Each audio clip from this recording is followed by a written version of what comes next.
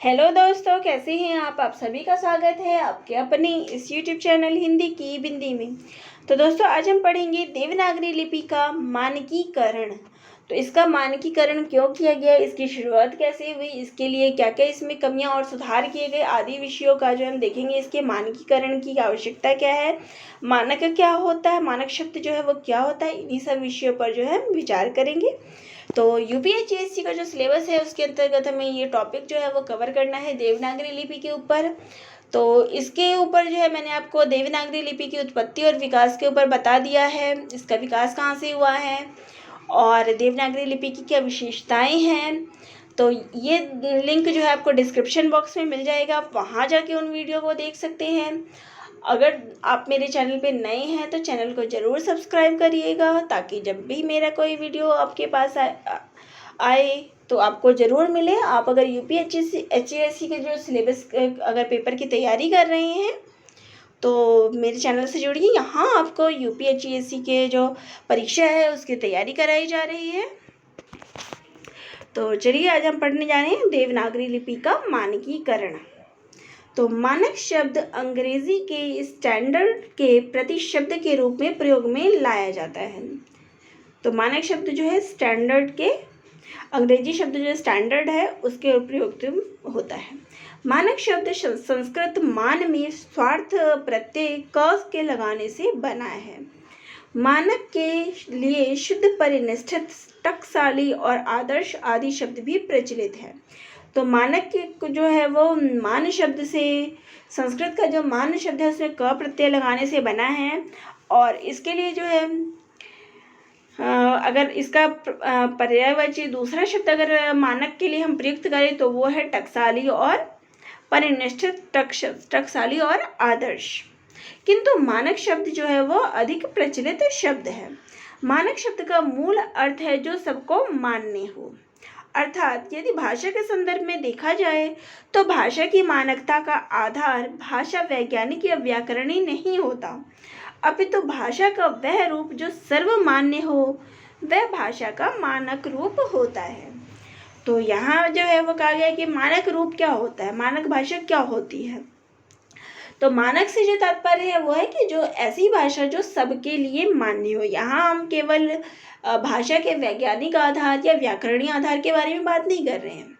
यहाँ हम बता रहे हैं कि भाषा का वह रूप जो सर्वमान्य हो, जो सबके लिए एक ही हो और सब उसको माने, उसे हम भाषा का मानक रूप कहते हैं। समाज के पढ़े लिखे, श्रेष्ठ तथा महत्वपूर्ण लोगों द्वारा भाषा के जिस रूप का प्रयोग बहुतायत से किया जाता है, भाषा का वही रूप मानक कहलाता है। तो मानक रूप जो है, मानक भाषा जो है वो पढ़े लिखे लोगों और महत्वपूर्ण लोगों द्वारा जो है जिस भाषा का प्रयोग किया जाता है उसको हम मानक भाषा कहते हैं। मानक लिपि में चयन का अत्यंत महत्व है। लिपि में प्राप्त एकाधिक रूपों में से किसी एक रूप का चयन ही उसकी मानकता है। विद्वानों ने समय समय पर देवनागरी के कुछ दोषों का वर्णन किया है। हालांकि आज कंप्यूटर के आ जाने के कारण लिपि की मानकता और एक रूपता निश्चित हो जाने के कारण काफ़ी दोषों का तो स्वयं ही निवारण हो चुका है। तो यहाँ पे कहते हैं कि लिपि में जो है वो चयन की आवश्यकता है। हर लिपि की जो है वो अपनी एक महत्ता है, अपनी एक उसकी मानकता है। और विद्वानों ने जो है समय समय पर जो है जो लिपि के अंदर जो दोष पाया जाता है, देवनागरी लिपि के अंतर्गत जो दोष पाए गए हैं उनका वर्णन भी किया है और उसका निराकरण भी किया है। तो कंप्यूटर के आ जाने से वैसे तो बहुत सारे जो ऐसे गलतियां थी, ऐसे दोष थे उस भाषा के अंदर, वो सारे जो है वो हल किए जा चुके हैं। तो अब बात करते हैं देवनागरी लिपि के मानकीकरण को लेकर क्या क्या जो है उसमें कही गई है। देवनागरी लिपि विश्व के अन्य देशों की तुलना में वैज्ञानिक है। किसी भी लिपि के आदर्श होने के लिए निम्नलिखित शर्तें होना अनिवार्य है। तो देवनागरी लिपि जो है वो बाकी किसी भी देश की अगर लिपि की चर्चा करें तो उससे कहीं अधिक वैज्ञानिक साबित हुई है। और किसी भी लिपि के आदर्श होने के लिए जो है निम्न बातों की होनी आवश्यक है। वह लिपि दुनिया के किसी भी भाषा को अंतरित करने की क्षमता रखती हो। दूसरा, प्रत्येक ध्वनि के लिए स्वतंत्र वर्ण प्रतीक हो। तो प्रत्येक ध्वनि के जो वर्ण जो है वो सारे अलग अलग। किसी वर्ण प्रतीक से एक से अधिक ध्वनि उच्चारित ना हो, तो कोई भी अगर वर्ण होगा उसमें हम एक से ज़्यादा ध्वनि जो है वो ना निकलती। शब्दों को लेकर लिपि अर्थभेद ना हो, तो लिपि में जो है भेदभाव ना मिले, उस लिपि में भूमंडल की नीति होने की अंतर्हता अहर्ता हो। तो उपर्युक्त तथ्यों के तो इन बातों के आधार पर जो है देवनागरी लिपि निश्चित तौर पर जो है वैज्ञानिक है, क्योंकि देवनागरी लिपि के अंदर जो है ये सारी चीज़ें जो है ये सारी विशेषताएं जो है वो पाई जाती है। परंतु कुछ समस्याओं के कारण यह मानकीकरण की दिशा में उलझी हुई है। इसकी मानकता के लिए कुछ सुझाव निम्नलिखित है, लेकिन इसकी अगर मानकीकरण की बात आती है तो इसमें भी जो है कुछ जो है समस्याएं हैं, और इसके लिए जो है कुछ सुझाव जो है वो दिए गए हैं। शिरोरेखा के प्रयोग को अनिवार्य कर देना चाहिए, इससे वर्णों के बीच भेद किया जा सकेगा। शिरोरेखा के अभाव में ध, घ, ख, व, र, व, म, भ का अंतर स्पष्ट नहीं हो पाता है। तो ये जो है इसमें जो है शिरोरेखा के प्रयोग को अनिवार्य कर देना चाहिए, क्योंकि इनके वर्णों के बीच जो भेदभाव है वो इतना स्पष्ट शब्दों में जो है वो नहीं हो पाता है। ध्वनियों के उच्चारण में एक रूपता अति आवश्यक है। इस लिपि के वर्णों की द्विरूपता को समाप्त कर देना चाहिए।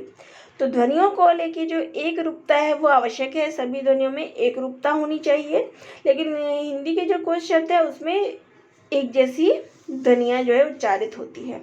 अ, श्र, थ, ण, झ, ट, ल, त, त्र, इन शब्दों में जो है एक रूपता हमें दिखाई नहीं देती। संयुक्त वर्णों का प्रयोग संयोग लेखन उच्चारण लाघवता व तीव्रता को दर्शाता है। इसे भी बनाए रखा जाए, जैसे कि अक्षर त्र, ज्ञ आदि। तो ये जो है उच्चारण लाघवता को दर्शाता है, तो इसको बनाए रखने की बात कही गई है। संयुक्त वर्णों को संयुक्त करने की प्रक्रिया चाहे आसपास हो या ऊपर नीचे, दोनों ही स्थितियों में वैज्ञानिक है, जैसे मिट्टी या फिर लट्टू। तो वर्णों को जो है संयुक्त अगर हम मिला देते हैं तो ये दोनों ही स्थितियों में जो है वो सही मानी जाती है। र ध्वनि के चारों प्रयोग वस्तुतः अलग अलग ना होकर र के को कोणीय परिवर्तन मात्र है, इनका प्रयोग हूबहू किया जाए। तो र का प्रयोग जो है वो सभी तरीके से ठीक बताया गया है। र का चौथा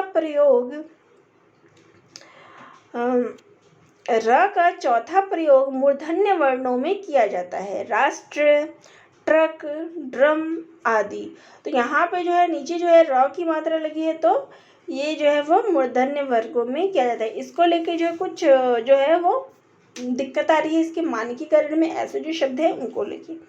संज्ञा शब्दों के अंत में ई का प्रयोग होना चाहिए, ये का नहीं, जैसे भलाई, पिटाई, कमाई, पढ़ाई आदि। तो अगर संज्ञा के शब्दों का प्रयोग हो रहा है तो वहाँ पे जो है ई का प्रयोग करने की बात कही गई है, ये का नहीं। नासिक ध्वनियों एवं उनमें प्रयुक्त वर्ण प्रतीकों के संयोग को लेकर यदि सजग रहा जाए तो इनमें से किसी प्रयुक्त को हटाने की जरूरत नहीं है। ये सभी प्रतीक एक दूसरे से अलग हुआ अर्थभेदक है। नासिक वर्णों को अनुस्वार तथा अनुनासिक में बांटा जाता है। अनुस्वार ध्वनियों के उच्चारण में नाक की भूमिका होती है, जबकि अनुनासिक ध्वनि के उच्चारण में नाक और मुख दोनों का सहयोग होता है। तो यहाँ जो है नासिक ध्वनियों की बात की गई है कि उसको भी प्रयोग में रहने देना चाहिए, उनके प्रति उनको हटाने की कोई ज़रूरत नहीं है। कुछ लोग जो इसका हटाने की बात कर रहे थे, लेकिन इसमें हटाने की ज़रूरत नहीं, इनके अर्थभेद को समझना जरूरी है। जब हम अनुस्वार शब्द बोलते हैं तो उसमें नाक की भूमिका रहती है, वो वर्ण नाक से बोला जाता है, लेकिन जब अनुनासिक ध्वनियाँ बोलते हैं तो नाक और मुख दोनों का उसमें उच्चारण होता है। अनुस्वार ध्वनियों के उच्चारण में बिंदी या बिंदु के प्रतीक का उपयोग होता है, जबकि अनुनासिक ध्वनियों के लिए अर्थ चंद्र बिंदु का प्रयोग होता है। तो जैसे कि हम कह सकते हैं कि चांद हो गया, तो यहाँ पे ये अनुनासिक हो गया। और अंक हो गया तो यहाँ पे ये चांद बिंदु हो गया। तो इस प्रकार से जो है अनुस्वार में हम अंकी बिंदु का प्रयोग करते हैं, जबकि अगर हम अनुनासिक ध्वनियाँ करें तो वो चांद हो गया, चांद की मात्रा होगी। अनुस्वार ध्वनियाँ प्रत्येक वर्ण के पंचम अक्षरों में ही जानी जाती है, जबकि अनुनासिक ध्वनियाँ अलग अलग होती है। अनुस्वार ध्वनियों या पंचम अक्षरों के प्रति स्थापक प्रतीक बिंदु या बिंदु के अतिरिक्त कहीं कहीं अर्ध पंचमाक्षर का प्रयोग भ्रम होने के कारण होता है, परंतु यह प्रयोग वैज्ञानिक है। तो ये सब जो थे वो मानकीकरण के लिए जो दिक्कतें हैं, तो ये सब जो थे वो थे मानकीकरण के लिए जो भी चीज़ें आवश्यक है उन चीज़ों का वर्णन जो है यहाँ पे किया गया है कि मानकीकरण में जो है क्या परेशानियाँ आ रही है, उनको लेके जो है क्या सुझाव दिए गए हैं कि उसमें क्या क्या बदलाव आने चाहिए। इसी का वर्णन जो है इसमें किया गया है कि इसके अंतर्गत क्या क्या जो कमियां हैं या क्या क्या इसमें बदलाव दे सकते हैं, इसका वर्णन यहाँ इसमें दिया गया है। तो अब आपको जो है वो समझ आ गया होगा कि मानकीकरण के अंतर्गत जो है वो क्या क्या चीज़ें आएगी। यहाँ पे मैंने इस वीडियो में बता दिया है। फिर भी अगर आप सभी को कोई दिक्कत आ रही हो तो कमेंट बॉक्स में ज़रूर कमेंट करके लिखिएगा। अगर इस टॉपिक से रिलेटेड कोई भी आपको परेशानी हो तो आप कमेंट बॉक्स में कमेंट करके बता दीजिएगा, मैं आपको फिर से उसको एक्सप्लेन कर दूँगी, समझा दूँगी विस्तार पूर्वक अगर कुछ दिक्कत आ रही हो। और किसी और भी वीडियो में अगर कोई समस्या हो तो वह भी कमेंट बॉक्स में लिख के ज़रूर बताएं, ताकि उसके ऊपर भी जो है विचार किया जाए। और दोस्तों अगर आप चैनल पे नए हैं तो चैनल को ज़रूर सब्सक्राइब करिएगा। तो दोस्तों आप सभी का बहुत बहुत धन्यवाद।